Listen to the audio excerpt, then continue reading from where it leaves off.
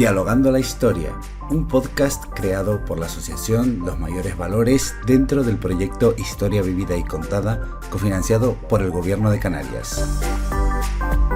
Muy buenas a todos, bienvenidos un día más a Radio Papas Comojo y Sal. Hoy estamos aquí con la Asociación Mayores Valores y les vamos a presentar el gran debate que hemos preparado sobre la relación afectivo-sexual.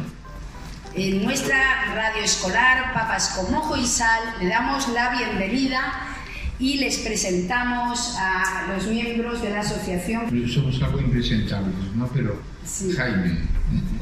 Muy bien. Mi nombre es Nilsa Perdomo. Vengo un poquito como invitada por parte de ellas, así que acompaño y participo algunas veces en actividades, pero... Pues una vez hechas las presentaciones, vamos a pasar a, por parte del equipo de la radio Papas Comojo y Sal, a presentar un poco lo que es el inicio de este debate y darle pues entrada para luego continuar dando nuestros puntos de vista y debatiendo siempre con amplitud de palabra. Vamos a hablar de la educación afectivo-sexual y de lo primero que tenemos que hacer más o menos explicar es sobre la sexualidad. ¿Qué es la sexualidad? Es como un afecto, un sentimiento, una intimidad. Hablar de sexualidad como si estuviéramos hablando de nuestra salud, tanto física como mental. Es hablar de nuestra autoestima, de la igualdad entre hombres y mujeres, de nuestros sentimientos, del respeto de la orientación sexual. Puede ser definida como una actividad pedagógica. ¿Cómo dice? ¿Pedagógica? Exacto. Porque en sí estamos hablando de un sentimiento nuestro, de nuestra salud, porque de nuestra salud tanto sexual a la hora de nuestros sentimientos hacia la persona y de mentalmente sobre el respeto que merecen esas personas que no se sienten tampoco identificadas con su orientación.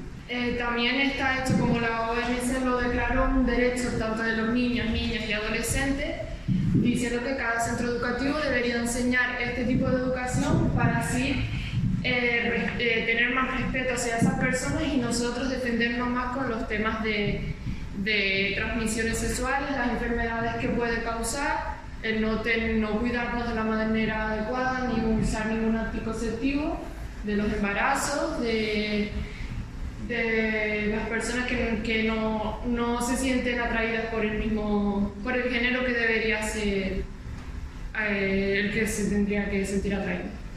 Y ahora Hugo y Karen nos va a hacer un pequeño resumen. La educación afectiva y sexual representa un aspecto de gran importancia en la formación integral de niños y niñas y de adolescentes, más allá del conocimiento puramente biológico, explica procesos trascendentales como la construcción de la identidad de género o las relaciones afectivas en el ámbito de nuestra cultura. La formación debe ser rigurosa, objetiva y completa a nivel biológico, psíquico y social, entendiendo la sexualidad como comunicación humana y fuente de salud, placer y afectividad. Es imposible separar la sexualidad y la afectividad si queremos construir una sociedad en la que hombres y mujeres podamos convivir en igualdad y sin discriminaciones. Es importante proporcionar al alumnado una educación afectiva sexual de calidad para evitar estas cosas. El conocimiento sexual nos ayuda a crecer como personas. También ha habido ya en centros escolares, también en institutos como el colegio, donde ya han habido situaciones donde los jóvenes esperan más para tener relaciones sexuales y si las tienen, lo utilizan con preservativo inconscientemente sabiendo las causas que puede tener. Y nosotros teníamos preparadas unas preguntas, como por ejemplo si ustedes pensaban que en los centros se debería de esparcir esta educación afectivo-sexual o es mejor la tradicional de no esparcir ninguna, ni hablar de sexualidad ni nada. Pues sí. Yo sí que creo que toda esta teoría, ¿no?, que nos han hablado sobre la educación afectivo-sexual, donde parece que estuviera hecho pero no lo está, sí que creo que es súper importante, e incluso igual de importante que aprender matemáticas o lengua, ¿no? Aprender sobre nuestros cuerpos, aprender sobre nuestros límites, aprender a comunicarnos con los demás, saber reconocer nuestros sentimientos, saber comunicarlas, saber expresar también nuestra sexualidad, nuestros cuerpos, ¿no? Saber aceptarnos. Todo eso al final es muy difícil que, aunque sí que se pretende que lo aprendamos, en las escuelas no está, ¿no? No está como una asignatura y tampoco está ni siquiera, por ejemplo, la asignatura de biología como algo que debamos aprender. Yo sí que me encuentro con un montón de gente joven que necesita, ¿no?, que se hacen muchas preguntas y no tiene esos espacios para poder dialogar, para poder hablar, para poder reflexionar sobre qué me gusta, qué no me gusta, qué es el placer, qué tipo de recomendaciones tenemos a la hora de relacionarnos sexualmente con otras personas, ¿no? No está en los centros educativos y yo sí que creo que es importante que lo aprendamos y que esté en nuestros espacios, ¿no? Hombre, visto cómo funcionan los planes de estudio, mejor que no se dé como asignatura, porque es la única manera de machacar un tema, ¿eh? Nadie quiere las matemáticas porque es una asignatura, nadie quiere la historia porque es una asignatura. Pero sí que en ambientes, en espacios como este que habéis creado, sí que me parece que es clave que se pueda tratar este tema, que antes no solo es que no se tratara, es que se maltrataba. Por ejemplo, el lenguaje que se utilizaba. Se decía, cuando se hablaba del sexo, se decían las vergüenzas. Bueno, pues yo creo que es un tema que hay que tratar sin vergüenza, pero sin vergüenza alguna. Y se decía sus partes, no son sus partes, es el todo. Es todo el cuerpo, que es la única forma de relación que tenemos con los demás, ¿no? Y no es un tema del solo el sexo, es el sexo sobre todo lo que interesa. Y en el fondo algo, y por eso digo en espacios fuera de lo que son las clases, pero importantes a recuperar en los institutos. Digo recuperar porque hubo un tiempo en aquello que se llama república, que lo importante era el ambiente entre profesores, alumnos y profesores. Eso se llamaba la institución libre de enseñanza. Eso supuso cargarse 50.000 maestros al acabar la guerra. Y eso es lo que ya no hay ahora. Ahora lo que tenemos es una institución no libre de enseñanza, sino libre de enseñanza, o sea, sin enseñanza ninguna. Pero bueno, entonces lo importante es esto, o sea, que recuperemos este sentido, en el fondo, más que sexualidad, es sensualidad. Al fondo de todo, y por eso es importante no tratarlo en la clase, es un tema de cariño, pero sin arrastrar la R, que sería carriño, que es lo que pasa las más de las veces. Claro, porque nosotros teníamos esa duda, que como las personas mayores estamos todos acostumbrados de que lo ven raro, no respetan, decimos que no respetan el tipo de orientación, si no respeta, si una persona no se siente atraída por el sexo contrario. Tenemos los jóvenes como la dicha de decir que no lo entienden nuestras personas mayores, y ese miedo de expresarnos, a lo mejor si, por ejemplo, no te sientes atraído y tienes miedo de decírselo a tu familia, ¿no? Porque tienes ese miedo vienen de generaciones anteriores y no sabes cómo van a reaccionar, y esa era nuestra cosa, queríamos como esparcir que la educación sexual es normal y que tendríamos que ser respetados por respetar nosotros mismos, querer el sexo que quisiéramos, y esa era nuestra... Es que lo has explicado muy bien cuando dices del sexo contrario. El sexo no es contrario, es complementario. O sea, tenemos lo menos dos, y no sé si hay más, pero de momento tenemos dos, y es esa combinación de los dos que cada uno tenemos y que hay que desarrollar en el otro. El sexo del otro no es contrario, es el sexo amigo. Yo igual, con respecto a esto, sí que creo que ¿no?, lo que decía Jaime sobre antes era como algo peligroso, ¿no? Hablar de la sexualidad, incluso no se nombraban nuestras partes porque decir vulva o decir pene era algo que estaba castigado, ¿no? Pero sí que creo que a día de hoy hay como una nube gris, es como no está prohibido, pero tampoco se habla.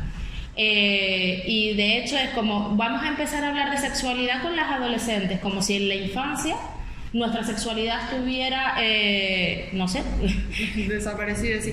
Por ejemplo, nosotros notamos la diferencia en los colegios, no se nos hablaba de esto ni para nada, sabíamos el aparato reproductor masculino y el femenino, pero nunca nos dieron indicaciones de cómo sentir ese sentimiento, ¿no? Cómo expresarlo.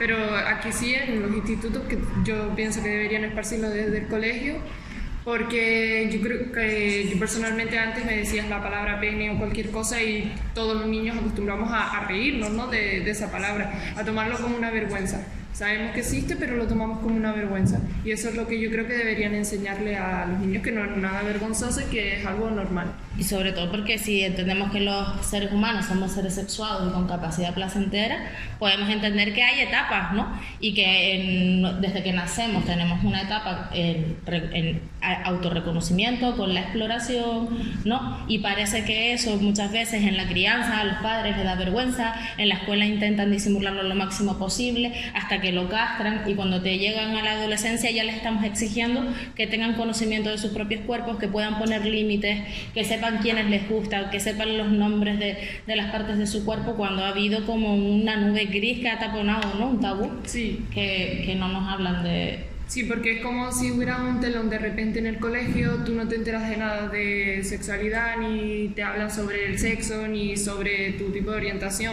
pero cuando llegas ya al instituto es como si esa tela se abriera. De repente te saltan con todos estos temas y aquí es como donde hay el mayor caso de embarazo y todo eso, porque de repente te llega toda esa información y tú no sabes cómo digerirla ni nada de eso, y por eso...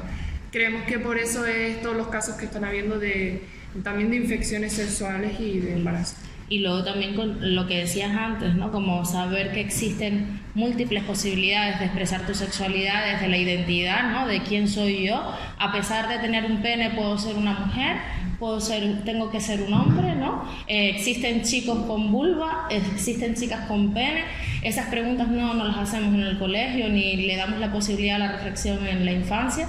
Y tampoco la posibilidad de hablar de el tema de ser lesbiana, gay, ¿no? De las posibilidades de nuestra sexualidad, de que no todas las formas que entendemos la sexualidad tienen que ser únicas, es decir, muchas veces hasta nos dan como ¿qué es el placer? Como si el placer solamente se sintiera de una forma, ¿no? Como si la sexualidad solamente se expresara de una sola manera, cuando en realidad es súper diversa y cada persona tiene un mundo sexual como un universo que no se corresponde en nada con el otro, y conocerse es lo que nos ayuda en realidad a poder relacionarnos de manera más saludable. También porque en el instituto, cuando nos parten este tipo de educación, sobre todo nos hablan de cómo evitar quedarse embarazada y todo eso, pero eso nos hablan teniendo en cuenta de que sea un chico y una chica, no nos hablan de cómo tener esas relaciones sexuales como por ejemplo una chica y una chica, un chico y un chico, que tienes que cuidarte pero de otra manera.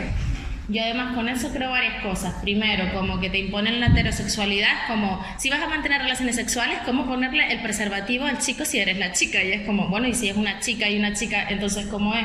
Por otro lado, también creo que se centra la sexualidad solamente en el coito, cuando la sexualidad, como bien ustedes estaban explicando al principio, es todo, desde la expresión de la ternura, de cómo nos relacionamos, de cómo nos hablamos, el consentimiento, oye, yo quiero hacer esto, ¿a ti te apetece? Sí, no, y esa parte se queda totalmente anulada y vamos directamente siempre a una sola cosa. Por eso decía, el sexo es más allá del coito, ¿no? Es otras cosas.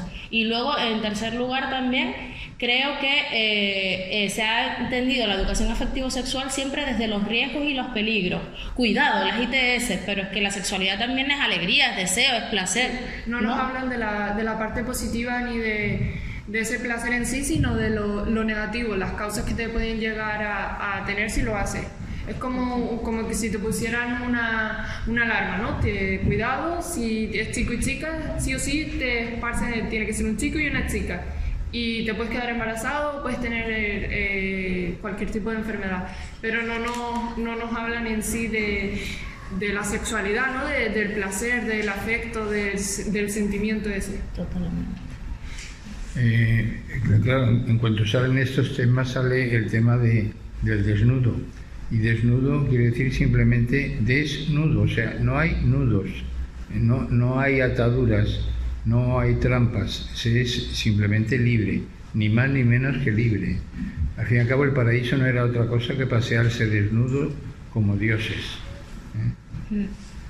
Sí, hay un tabú también en ese sentido con los cuerpos, una imposición que cada vez se arrastra más también incluso a los chicos, ya no solamente a las chicas, de cómo debe ser un cuerpo, ¿no? Con todo el tema de la corporalidad, que si eres gorda, que si tienes estrías, que si no sé cuánto, y nos enseñan un poco como a taparnos al final, porque nuestros cuerpos parece que son pecados en la medida en la que no cumplen con un canon, ¿no? Sí, la sexualidad también es eso, ¿no? El respeto hacia el cuerpo de la persona. Nos enseñan, por ejemplo, las charlas que nos dan de sexualidad, del coito del chico y la chica, nos enseñan cuerpos perfectos, la mujer con curvas, el chico con músculos, pero no nos enseñan los diferentes tipos de cuerpos que hay, porque ninguno es igual al otro. Totalmente.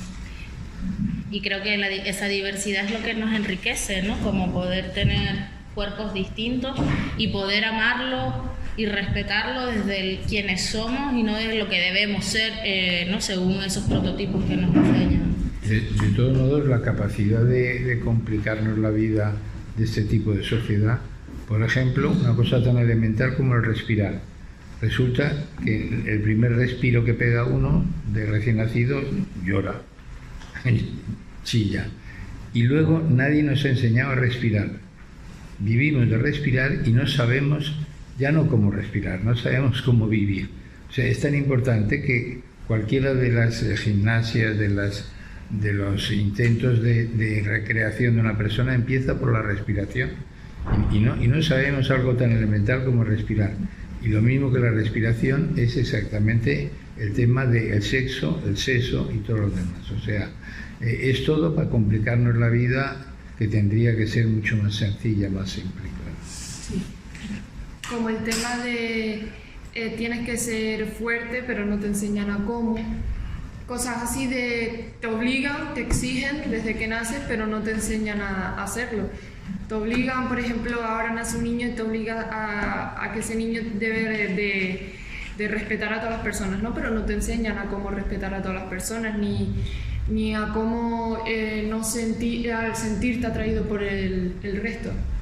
Totalmente. A mí me gustaría también escuchar a ustedes cómo lo viven, ¿no? Cómo viven en los espacios donde crecen esa relación con los cuerpos, con cómo sentirte, cómo expresarte. Yo creo que, bueno, Ibrahim tenía una pregunta que está deseando formularos, si no tenéis inconveniente. Vale, Ibrahim. Hola, me pregunto cómo afecta las relaciones afectivas sexuales con las redes. Las redes son redes, o sea, es algo para atrapar a cualquiera que va libre como un pececito. Y efectivamente las redes están para atrapar, maltratar y aislar y sacar de tu medio ambiente natural. Esa es la diferencia de pez a pescado. Entonces solemos a pescado. Yo creo que las redes tienen sus luces y sus sombras, ¿no? Que si tú te metes ahora mismo en TikTok, en Instagram, en las redes así como más convencionales, el algoritmo juega un poco con tu edad, tus gustos, qué suele ver tu entorno, y entonces de pronto te empiezan a enseñar como influencers, ¿no? O imágenes que creen que te pueden atrapar, como dice él, ¿no? Como una red.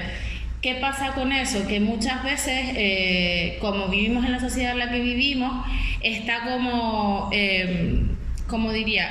generalizada una forma de entender la sexualidad en ese sentido, y no es casualidad, por ejemplo, que la mayoría de los chicos influencers hablen sobre videojuegos, deportes, y poco más, ¿no? Y que las chicas hablen de dieta, de maquillaje, de moda, ¿no? Y eso lo que hace al final es como que tu representación o tu referente de identidad, de género, por así decirlo, camina hacia el lugar de los estereotipos, ¿no? De yo si soy mujer, entonces tengo que maquillarme, tengo que hablar de moda, tengo que hacer dieta, ¿no? Mientras que si soy un tío, pues muchas veces voy a hablar de videojuegos, de deporte, y eso va generando al final una desigualdad de género, donde además muchas veces suele haber violencia, ¿no?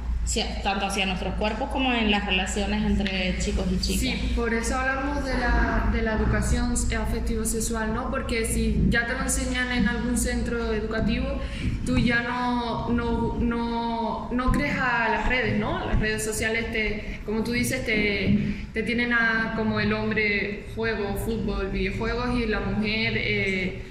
me maquillo, qué ropa me pongo, eso es lo que nos enseñan las redes sociales.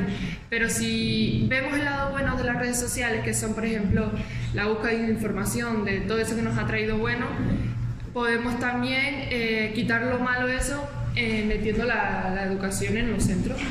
El problema del algoritmo es que es muy poco ritmo, casi no hay ritmo, cuando lo bueno es eso, el ritmo, pero a todo pasto. O sea, decía una señora que se llamaba Goldman, decía, yo no quiero una revolución donde no pueda bailar.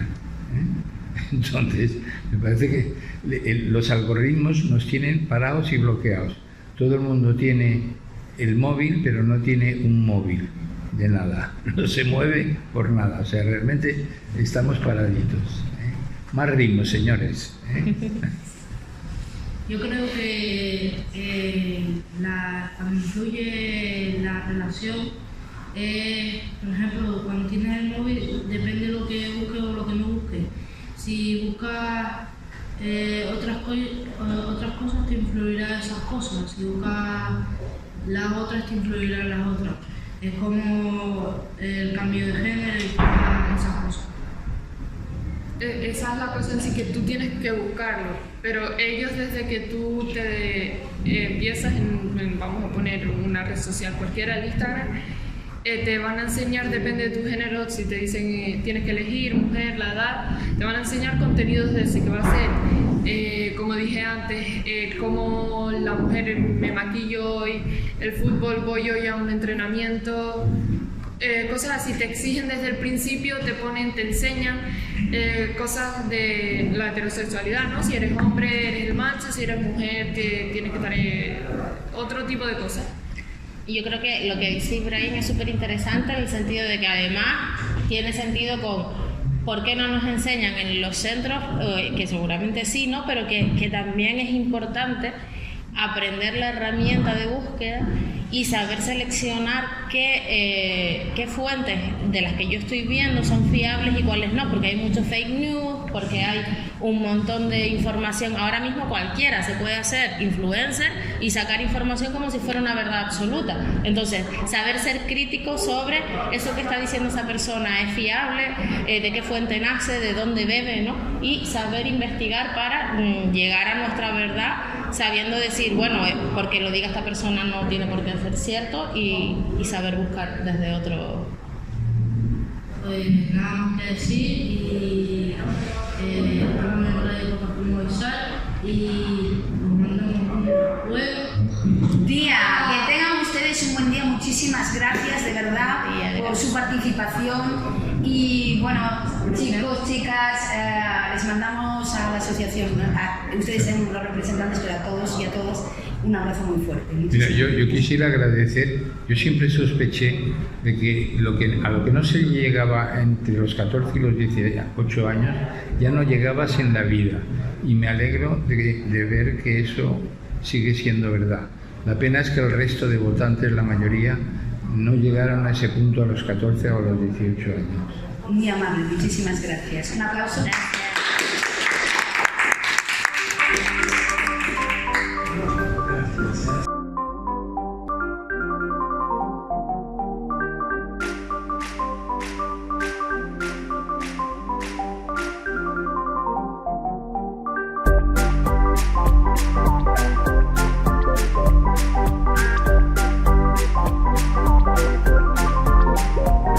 Dialogando la Historia, un podcast creado por la asociación Los Mayores Valores dentro del proyecto Historia Vivida y Contada, cofinanciado por el Gobierno de Canarias.